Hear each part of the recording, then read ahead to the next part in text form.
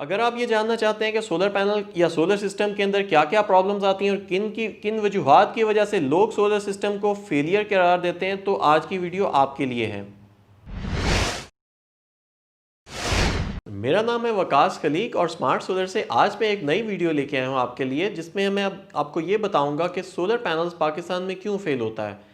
एक bitter reality है कि अगर आप कोई 100 लोगों से पूछते हैं कि सोलर पैनल कैसा है और सोलर पैनल की कैसी परफॉर्मेंस है और सोलर पैनल लगवाना चाहिए या नहीं लगाना चाहिए, तो पाकिस्तान में जिन लोगों ने सोलर लगवाया है मेजॉरिटी उनमें से ये आपको कहेंगे कि हमने सोलर पैनल्स से कोई बहुत ज़्यादा बेनिफिट नहीं लिया या सोलर पैनल से उनको एडवांटेज नहीं हुआ। तो बेसिकली मैं आपके कुछ मिसअंडरस्टैंडिंग्स क्लियर करना चाहता हूँ कि बेसिकली कभी भी कोई सिस्टम या कोई टेक्नोलॉजी ख़राब नहीं होती, उसके अंदर आने वाले मसाइल या उसके लगाने वाले के अंदर कोई प्रॉब्लम्स होती हैं या आपकी सिलेक्शन गलत हो सकती है।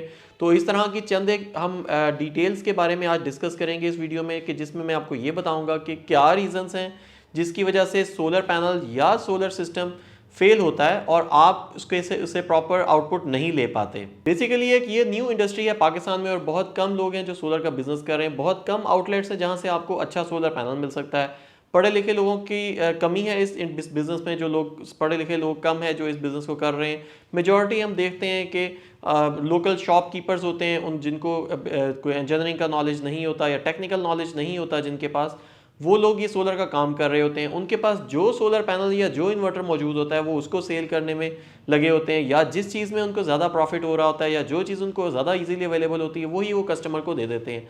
और समटाइम्स कस्टमर जो है वो प्राइस कॉन्शियस कस्टमर होता है। वो जो जिस बंदे से जिस कंपनी की सिलेक्शन कर रहा होता है वो अच्छी कंपनी नहीं होती, या वो ये सिलेक्ट करता है कि जिस कंपनी ने सबसे कम कोटेशन उसको दी है उससे लगवा लेता है।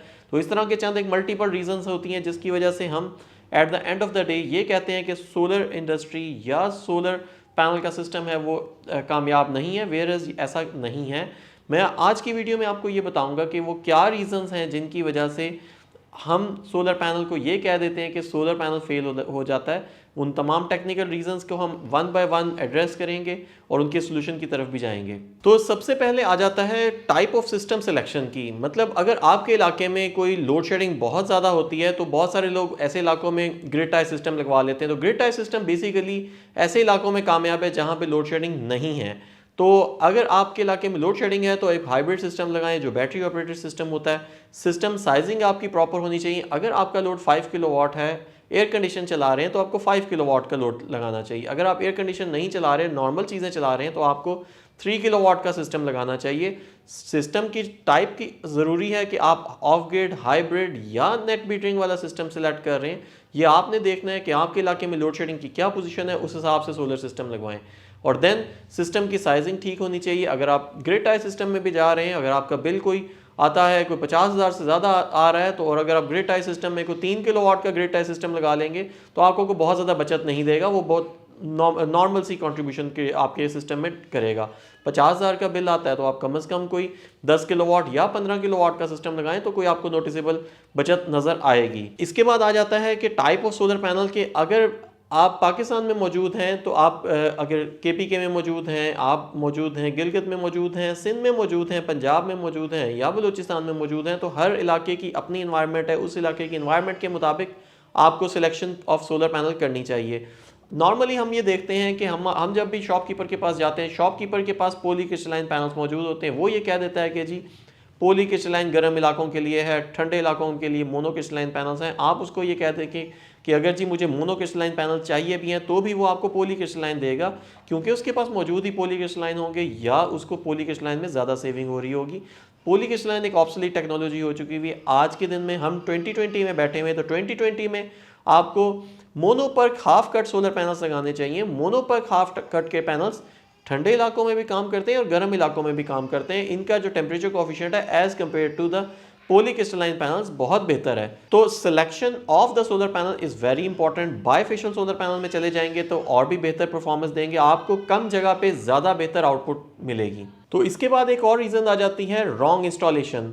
आप जिस बंदे से सोलर पैनल लगवा रहे हैं, ये इंपॉर्टेंट है कि उस बंदे का सोलर इंडस्ट्री में कोई एक्सपीरियंस हो, उसने कोई 2-3 साल से सोलर सिस्टम लगाए हों ताकि उसको उसकी अप्स एंड डाउन्स का पता हो।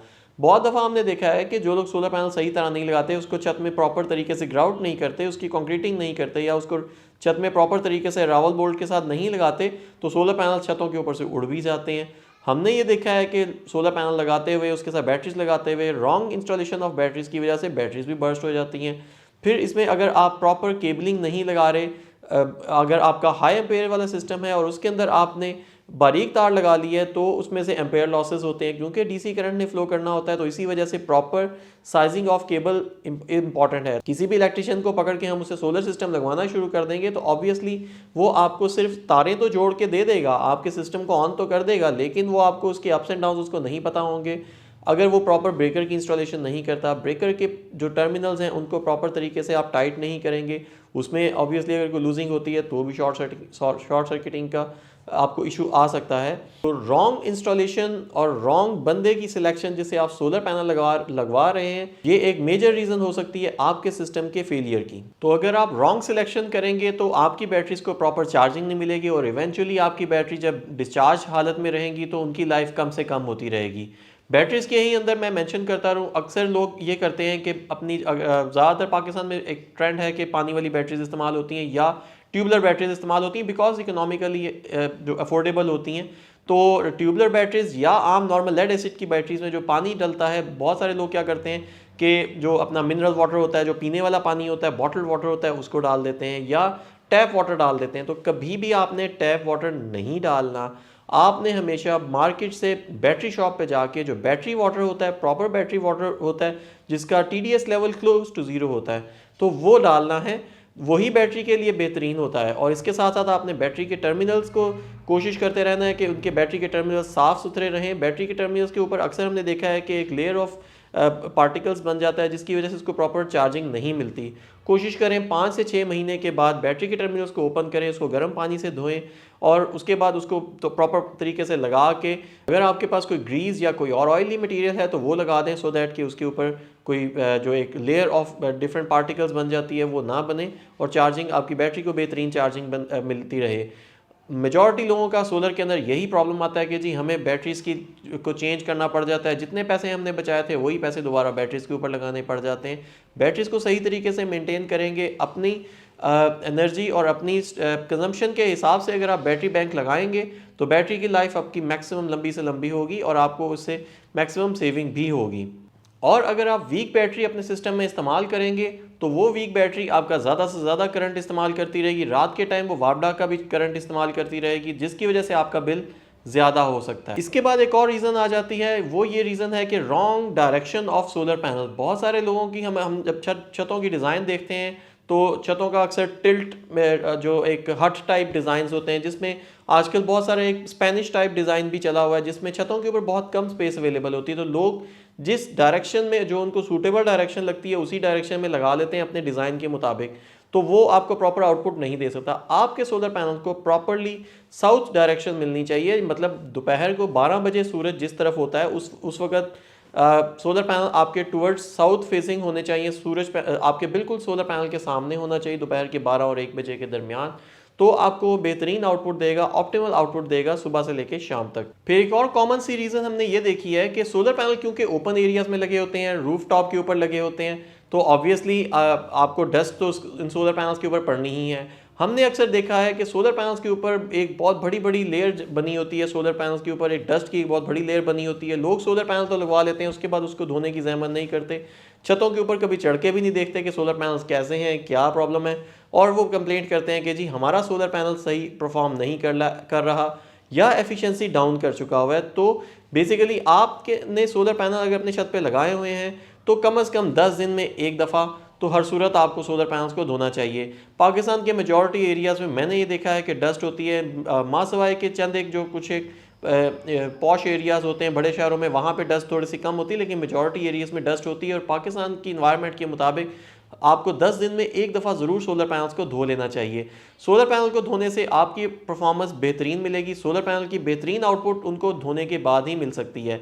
आपने जो इस वक्त वीडियो में भी देख रहे होंगे, आप ये देख सकते हैं कि बहुत सारे लोगों के सोलर पैनल्स होते हैं वो छत के ऊपर पड़े होते हैं और महीना 2-2 महीने इनको कभी भी धोते नहीं हैं, और उसके बाद फिर लोग ये कहते रहते हैं कि जी हमारे सोलर पैनल तक तो जो है वो आउटपुट आती ही नहीं है। तो बेसिकली सोलर सेल्स तक अगर सनलाइट आएगी ही नहीं तो कैसे सोलर पैनल्स एनर्जी जनरेट करेंगे। तो रॉन्ग सिस्टम सिलेक्शन भी एक बहुत बड़ा रीज़न होता है। मैंने अक्सर देखा है कि कई जगहों पे ज़्यादा बैटरीज लगी होती हैं और उन ज़्यादा बैटरीज को चार्ज करने के लिए सिर्फ 3 किलोवाट के सोलर पैनल लगे होते हैं और वहाँ पे लोड भी बहुत ज़्यादा होता है, तो सिस्टम या इन्वर्टर भी अपनी फुल कैपेसिटी के ऊपर चल रहा होता है, बैकअप के लिए बहुत ज़्यादा बैटरीज लगी हुई हैं लेकिन उनको चार्ज करने के लिए सोलर पैनल मौजूद नहीं है। या बहुत जगहों पे ऐसे होता है कि सोलर पैनल तो ज़्यादा हैं लेकिन आगे स्टोरेज के लिए कम बैटरीज हैं, तो वहाँ पे भी प्रॉपर बैकअप नहीं मिलता। तो जितना आपका लोड है उस हिसाब से ही आपको अपने इन्वर्टर की सिलेक्शन करनी चाहिए और उस हिसाब से ही आपको अपनी बैटरीज की सिलेक्शन करनी चाहिए।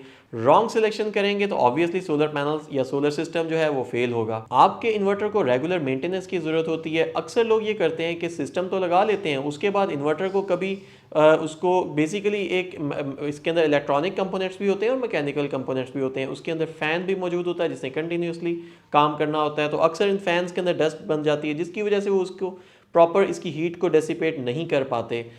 या अगर आपका सिस्टम किसी डस्टी एरिया में लगा हुआ है या किसी इंडस्ट्रियल एरिया में लगा हुआ है जहाँ पे हवा में बहुत ज़्यादा डस्ट है या छोटे छोटे से पार्टिकल्स आपकी हवा में हैं, तो वहाँ पे भी आपकी ऑब्वियसली इन्वर्टर के अंदर वो पार्टिकल्स जाएंगे और आपके इन्वर्टर के सिस्टम को ब्लॉक करेंगे।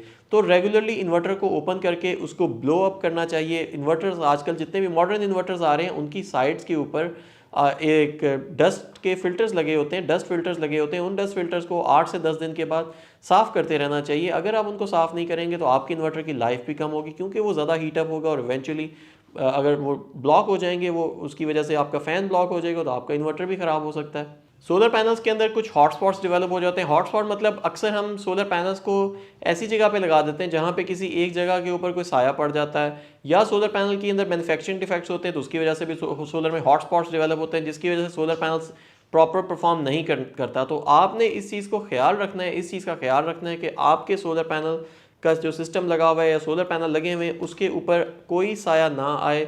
सारा दिन उसको थ्रू आउट द डे उसको प्रॉपर सनलाइट मिलती रहे तो ही वो सोलर पैनल आपकी बेहतर परफॉर्मेंस देते रहेंगे। ये वो तमाम प्रॉब्लम्स हैं जो मैंने अपने ऑब्जर्वेशन में देखी हैं और जो मेरे एक्सपीरियंस में आई हैं। डिफरेंट इश्यूज़ हैं जो कि सोलर पैनल के या सोलर सिस्टम के अंदर आते रहते हैं। तो solar panel basically solar panel का जो सिस्टम है वो बहुत कामयाब सिस्टम है, एनर्जी एफिशिएंट है। ये बाकी तमाम सोर्सेज से ज़्यादा बेहतर आपको सेविंग देगा। आप डीजल से बिजली जनरेट कर लें, आप ये वापडा से बिजली लें या आपके पास कोई गैस जनरेटर है, वो तमाम सोर्सेज आपकी उतनी सेविंग नहीं कर सकते जितनी सोलर पैनल से आपको सेविंग मिल सकती है। सोलर एनर्जी से जनरेट होने वाली एनर्जी ग्रीन एनर्जी है। ये एनर्जी अगले 20 से 25 साल तक आपको मिलती रहेगी। नॉन स्टॉप एनर्जी है। सूरज ने कभी भी ता क़यामत सूरज अपनी जो है वो सनलाइट देता रहता है और अल्लाह ताला की एक बहुत बड़ी नेमत है और इस नेमत से हमें एडवांटेज लेना चाहिए बजाय ये कि हम इस सिस्टम को बुरा भला कहें। इस सिस्टम के अंदर आने वाले जो प्रॉब्लम्स हैं जिनकी वजह से ये सिस्टम फेल होता है, हमें उन इश्यूज़ को एड्रेस करते रहना चाहिए। तो मज़ीद मालूमात के लिए आप स्क्रीन पर दिए गए हमारे नंबरों के ऊपर रब्ता कर सकते हैं। आप हमारी वेबसाइट को भी विजिट कर सकते हैं और हमारे फेसबुक पेज को भी विजिट कर सकते हैं। Thank you very much.